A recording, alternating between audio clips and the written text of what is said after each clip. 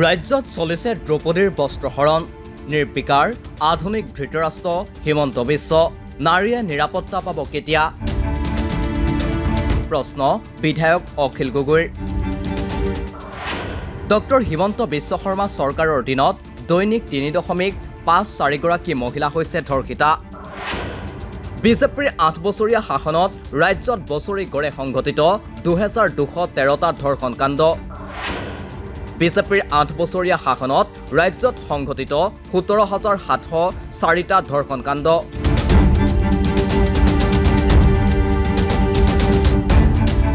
ৰাজ্যত যেন একেবাৰে সুৰক্ষিত নহয় কিশোৰী যুৱতী মহিলা আদি প্ৰতিদিনে নাৰীৰ লগত সংঘটিত হৈছে নিৰ্যাতন ধৰ্ষণৰ দৰে জঘন্য ঘটনা শেহতীয়াকৈ ধিঙত এগৰাকী বিদ্যালয়ৰ ছাত্ৰী এনে জঘন্য কাণ্ডৰ বলি হ'ব লগা হোৱা ঘটনাক লৈ ৰাজ্যজুৰি উঠিছে প্ৰতিবাদৰ ঢৌ ইতিমধ্যে এই ঘটনাত জড়িত এটা অভিযুক্ত তফজ্জুল ইছলামক আৰক্ষীয়ে ঘটনাস্থলীৰ চিন ৰিক্ৰিয়েশ্যনৰ বাবে নিওঁতে পলাবলৈ লওঁতে পুখুৰীত পৰি মৃত্যু হৈছে ধিংকাণ্ডৰ পাছতে ৰাজ্যত কিমান ধৰ্ষণৰ ঘটনা সংঘটিত হৈছে তাৰ তথ্যৰ তালিকা মুখ্যমন্ত্ৰী ডক্টৰ হিমন্ত বিশ্ব শৰ্মাই সামাজিক মাধ্যমত প্ৰকাশ কৰিছে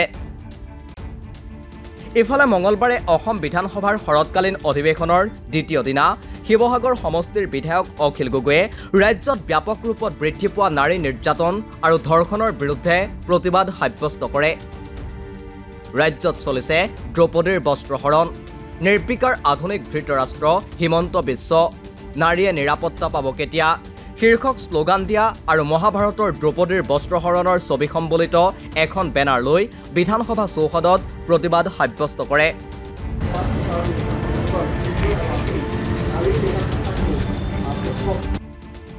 প্ৰতিবাদৰ পাছতে শিৱসাগৰ সমষ্টিৰ বিধায়কগৰাকীয়ে ৰাজ্যত বিজেপি চৰকাৰৰ দিনত সংঘটিত ধৰ্ষণৰ তথ্য দাঙি ধৰে অখিল গগৈৰ তথ্য অনুসৰি ডক্টৰ হিমন্ত বিশ্ব শৰ্মা চৰকাৰৰ দিনত দৈনিক ৩.৫৪ অৰ্থাৎ ৩.৫ গৰাকীকৈ মহিলা ধৰ্ষিতা হৈছে এখন হল বিজেপি চৰকাৰৰ দিনত হোৱা ধৰ্ষণৰ তালিকা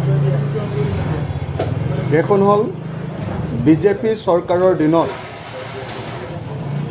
সৰ্বানন্দ সোণোৱাল চৰকাৰৰ দিনত কিমান ধৰ্ষণ হৈছে আৰু হিমন্ত বিশ্ব শৰ্মা চৰকাৰৰ দিনত কিমান ধৰ্ষণ হৈছে নাৰী নিৰ্যাতন হৈছে নাৰীৰ ওপৰত বলৎকাৰ হৈছে তাৰ এখন তথ্য দেখা গৈছে যে হিমন্ত বিশ্ব শৰ্মা চৰকাৰৰ দিনত দৈনিক ৩.৫৪ অৰ্থাৎ ৩.৫ গৰাকীকৈ মহিলা ধৰ্ষিতা হৈছে ২০১৬ চনৰ পৰা ৰাজ্যত শাসনত আছে বিজেপি সৰ্বানন্দ সোণোৱাল মুখ্যমন্ত্ৰী হোৱাৰ পৰা বৰ্তমান ডক্টৰ হিমন্ত বিশ্ব শৰ্মা মুখ্যমন্ত্ৰী হোৱালৈ এই ৮ বছৰত ৰাজ্যত কিমান ধৰ্ষণৰ ঘটনা সংঘটিত হৈছে তাৰো তথ্য দাঙি ধৰে অখিল গগৈয়ে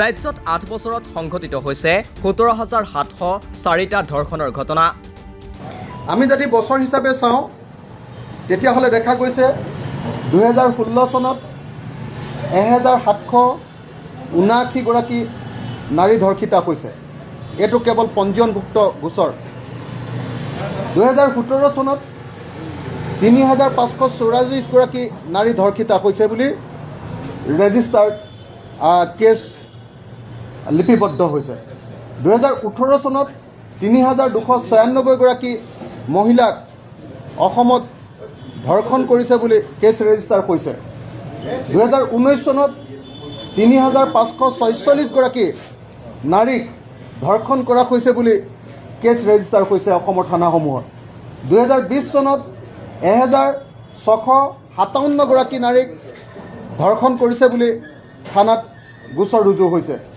২০২১ চনত ১৭৩৩ গৰাকী মহিলা ধৰ্ষিতা হৈছে বুলি ৰেজিষ্টাৰ্ড কেছ পোৱা গৈছে ২০২২ চনত ১১১৩ গৰাকী মহিলা ধৰ্ষিতা হৈছে বুলি ৰেজিষ্টাৰ্ড কেছ পোৱা গৈছে ২০২৩ চনত ১০৩৬ গৰাকী এইটো অসমৰ মুখ্যমন্ত্ৰী অকণ কমাই লিখিছিলে কিন্তু অসম বিধানসভাত আমাক তথ্য দি থৈছে বিধানসভাৰ তথ্য নিশ্চয় কেতিয়াও ভুল হ'ব নোৱাৰে গৃহ বিভাগ হিমন্ত বিশ্ব শৰ্মা ডাঙৰীয়াই মোক তথ্য দি থৈছে যে 2023 চনত আচলতে নাৰী ধৰ্ষিতা হোৱা ঘটনা ঘটিছে 1036টা। গতিকে বিজেপি চৰকাৰৰ এই বিগত 8টা বছৰত মুঠ ধৰ্ষণ হৈছে 17,704টা। এনে তথ্যৰ লগতে ৰাইজৰ দলৰ সভাপতি অখিল গগৈয়ে বিজেপিৰ 8 বছৰীয়া শাসনত বছৰি গড়ে কিমান ধৰ্ষণৰ ঘটনা সংঘটিত হৈছে সেই তথ্যও দাঙি ধৰে। অখিল গগৈৰ তথ্যমতে যোৱা 8 বছৰত বছৰি গড়ে সংঘটিত হৈছে 2213টা ধৰ্ষণৰ ঘটনা।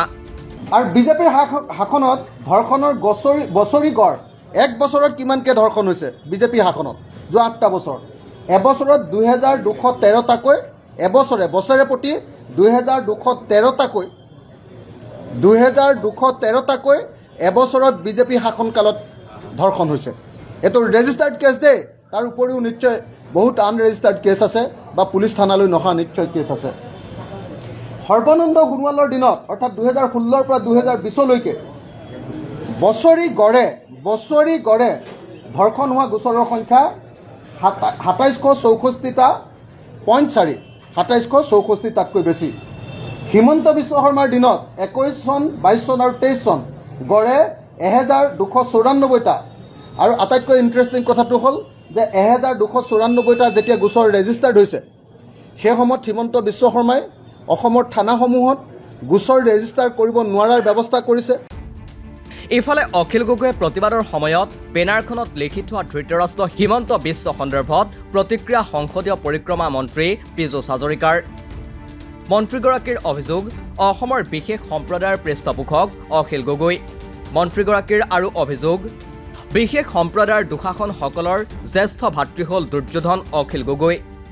অখিল গগৈ ডাঙৰীয়াই আজি ৰাতিপুৱা বিধানসভাৰ প্ৰাংগণত এখন নক্সা এখন ছবি প্ৰদৰ্শন কৰিছে।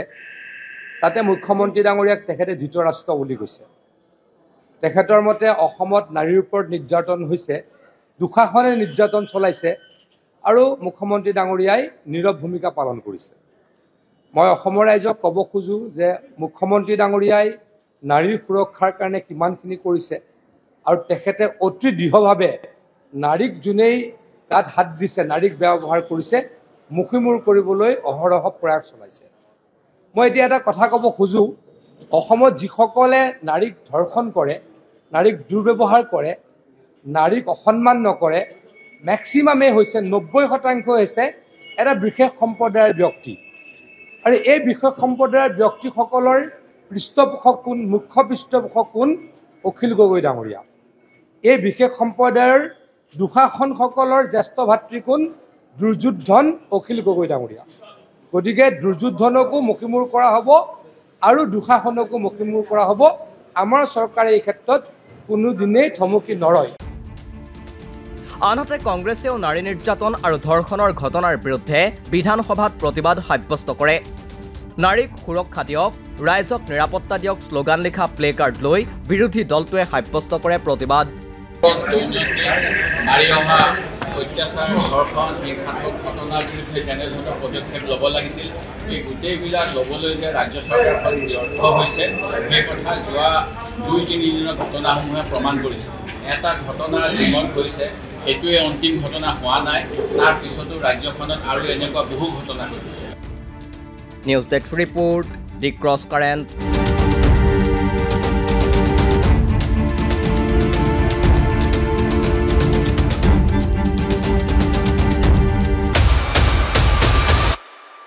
তথ্যৰ ভিত্তিত বিশ্লেষণ,